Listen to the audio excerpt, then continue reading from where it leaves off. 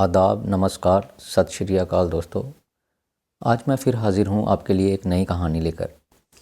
ये कहानी एक ऐसी कहानी है जिसको सुनकर कि आपके यकीनन रोंगटे खड़े हो जाएंगे। आप सोचने पे मजबूर हो जाएंगे कि क्या कोई इंसान इतना क्रूर भी हो सकता है, और वो क्रूर भी जो इस हद तक होता है। और उसकी क्रूरता जो है वो किसी गैर के ख़िलाफ़ नहीं थी, बल्कि उसकी अपनी बीवी के ख़िलाफ़ थी। इतनी ज़्यादा क्रूरता थी कि उसकी बीवी की मौत ही हो जाती है। सिर्फ़ अपने मज़े के लिए, कुछ देर के अपने मज़े के लिए वो इंसान अपनी बीवी की मौत का कारण ही बन जाता है। तो दोस्तों, ये कहानी है उत्तर प्रदेश के ज़िला हमीरपुर की। यहाँ के एक सरकारी कर्मचारी ने अपनी बहन की शादी उरई के राजेंद्र नगर के रहने वाले एक सॉफ्टवेयर इंजीनियर के साथ की थी। शादी का माहौल था घर में, सभी खुश थे, चारों तरफ खुशियां ही खुशियां थी। असल में उस लड़की के माता पिता नहीं थे। वो बचपन में ही उनकी दोनों की मृत्यु हो चुकी थी। उसके भाई ने और उसकी भाई की बीवी जो है, उन दोनों ने उस लड़की की परवरिश जो है वो बड़े लाड प्यार से की थी। उसको कोई भी कमी नहीं रहने दी थी। जिस चीज़ की वो डिमांड करती तो वो दोनों एक माता पिता की तरह उसको हर वो चीज़ प्रोवाइड करते थे। उसकी हर इच्छा जो है वो पूरी करते थे। उसको उन्होंने अपने सगे बच्चों की तरह पाला हुआ था। इसलिए उन्होंने शादी की तैयारियां भी जो है वो बड़ी धूमधाम से की थी। बहुत अच्छा एक गेस्ट हाउस बुक करवाया होता है जहां पर कि बारात के आने का इंतज़ाम होता है। 3 फरवरी की ये बात है। उरई से बारात आती है। सारी रस्में जो हैं वो अच्छे से निभाई जाती हैं। जो विवाह शादी में रस्में होती हैं वो सारी निभाई जाती हैं। सभी लोग खुश थे। अगले दिन 4 फरवरी को लड़की को विदा कर दिया जाता है। लड़की जो है वो अपने ससुराल चली जाती है। लड़की का भाई जो है वो बहुत खुश था। वो बोलता था अपनी बीवी को कि देखो, मैंने एक अपने सर के ऊपर जो जिम्मेदारी थी उसको मैंने बहुत अच्छी तरह से, जितना भी हो सके उसको मैंने अच्छे से अच्छे तरह से निभाने की कोशिश की है। मैंने समय रहते हुए अपनी बहन की अच्छे घर में शादी कर दी है। लेकिन उनको ये नहीं पता था कि जहाँ पर उनकी शादी की है उन्होंने अपनी बहन की, वो शादी ही उसकी बहन की जो मौत का कारण बनेगी। 7 फरवरी को लड़की का भाई और लड़की की भाभी जो है वो कानपुर में गए होते हैं। वहाँ पर किसी रिश्तेदार की शादी थी। वो शादी को अटेंड करने के लिए गए हुए थे। तभी वहाँ पर लड़की के ससुराल से फ़ोन आ जाता है। फ़ोन पर लड़की का जो पति है वो लड़की के भाई और भाभी पर इल्ज़ाम लगाता है और उनको बोलता है कि आपकी लड़की जो है, जिसकी उन्होंने उसके साथ शादी की थी, वो बोलता है कि उसको शादी से पहले क्या कोई बीमारी थी, वो यहाँ पर उल्टियाँ कर रही है। आपने अंधेरे में रखा मुझे और बीमार लड़की की मेरे से शादी कर दी। लड़की का भाई और भाभी जो है वो ये बात सुनकर घबरा जाते हैं। वो जो कानपुर की शादी में गए हुए थे वो शादी को वहीं पर छोड़कर वापस उरई में पहुंच जाते हैं। आनन फानन में लड़की को वहां से उसके ससुराल से लेते हैं और हॉस्पिटल में लेकर जाते हैं। हॉस्पिटल में जाकर उसको एडमिट करवा दिया जाता है। डॉक्टर जो है वो उसका इलाज करता है, ग्लूकोज लगाते हैं, उसको मेडिसिन वगैरह दी जाती है। लेकिन लड़की की हालत में कोई भी सुधार नहीं होता। लड़की की हालत जो है वो और ज़्यादा बिगड़ती जाती है। किसी को कुछ समझ नहीं आ रहा था। डॉक्टर जो है वो टेस्ट कर रहे थे लेकिन उनको बीमारी का पता नहीं लग रहा था। डॉक्टरों को ये भी पता नहीं चल रहा था कि हम ट्रीटमेंट शुरू कहाँ से करें, आखिर लड़की को हुआ क्या है। लड़की की जो भाभी होती है वो लड़की को पूछती है कि मुझे साफ साफ बताओ कि आखिर हुआ क्या है।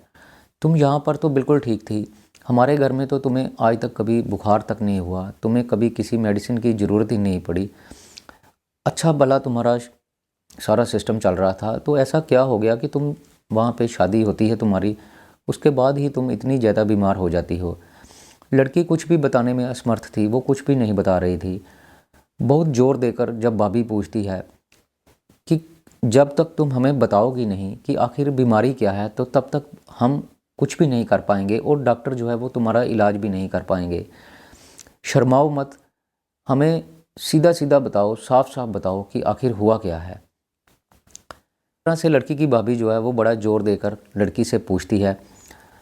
लड़की को जब वो पूरा अपने विश्वास में ले लेती है, लड़की को भी लगता है कि हाँ ठीक है, मैं भाभी को अपना सारी बात बताऊंगी तो हो सकता है मेरा कुछ हो जाए।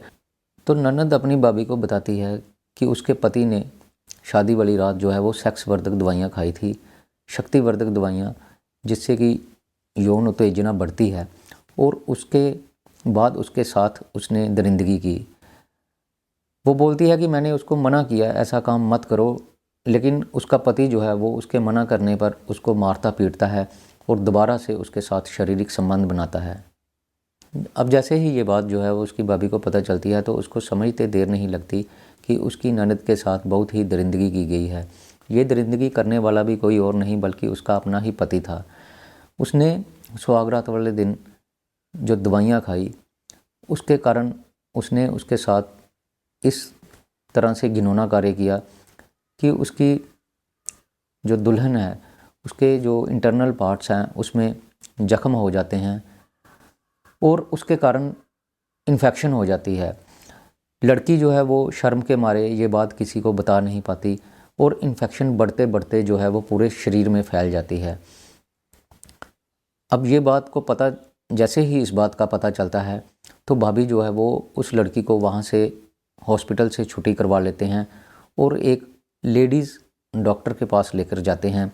लेडीज़ डॉक्टर जो कि जिसको गायनाकोलॉजिस्ट बोलते हैं, उसके पास लेकर जाते हैं। वो जब उस लड़की का चेकअप करती है तो वो जो लेडी डॉक्टर है वो खुद भी घबरा जाती है, हैरान रह जाती है और बोलती है कि ये तो इसके साथ बहुत ज़्यादती की गई है, इसके साथ इस तरह से बिहेव किया गया है जैसे कि किसी ने इसके साथ गैंग रेप किया हो। वो डॉक्टर जो है वो उनके घर वालों को बताती है कि उसके पास ऐसे केस आते हैं जिसमें कि विक्टिम के साथ गैंग रेप किया गया हो। तो उनके जिस तरह से कंडीशन होती है सेम उसी तरह की कंडीशन जो है वो इस टाइम पे दुल्हन की हो गई है। ये बात सुनकर उनके घर वाले जो हैं वो और घबरा जाते हैं और लेडीज़ डॉक्टर जो होती है उसको रिक्वेस्ट करते हैं कि आप हमारी बेटी को किसी तरह से ठीक कर दीजिए। लेडी डॉक्टर जो है वो बोलती है कि हाँ मैं कोशिश करती हूँ, अपनी तरफ से कोशिश करके देख लेती हूँ, आगे जो भी होगा वो भगवान के हाथ में है। और इस तरह से वो जो लेडी डॉक्टर होती है वो उस लड़की को अपने हॉस्पिटल में एडमिट करती है, उसको दवाइयाँ दी जाती है। लेकिन उस लड़की की बदकिस्मती होती है कि उसकी जो इन्फेक्शन होती है वो पूरे शरीर में फैल चुकी थी।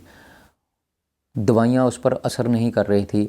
लड़की ने खाना पीना बिल्कुल छोड़ दिया था, उससे कुछ भी खाया नहीं जा रहा था। कुछ देर के बाद जो लड़की है वो उसकी मौत हो जाती है, लड़की बच नहीं पाती। तो दोस्तों यहाँ पर मैं यही कहना चाहूँगा कि जो दूल्हे ने अपनी नई नवेली दुल्हन के साथ किया वो बहुत ही गलत था।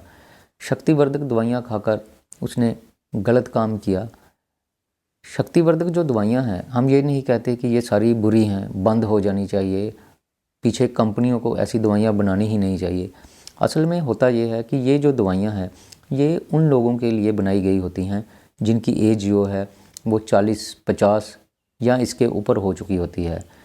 जो ज़्यादा उम्र के लोग हैं वो इन शक्तिवर्धक दवाइयों का सेवन कर सकते हैं और अपना दाम्पत्य जीवन जो है वो अच्छी तरह से निभा सकते हैं। लेकिन एक युवा नौजवान जिसकी नई नई शादी हुई होती है उसको ऐसी दवाइयों की कोई ज़रूरत ही नहीं होती। सिर्फ अपने कुछ देर के मज़े के लिए वो लड़का जो है वो इन दवाइयों का सेवन करता है और एक लड़की की मौत का कारण बनता है।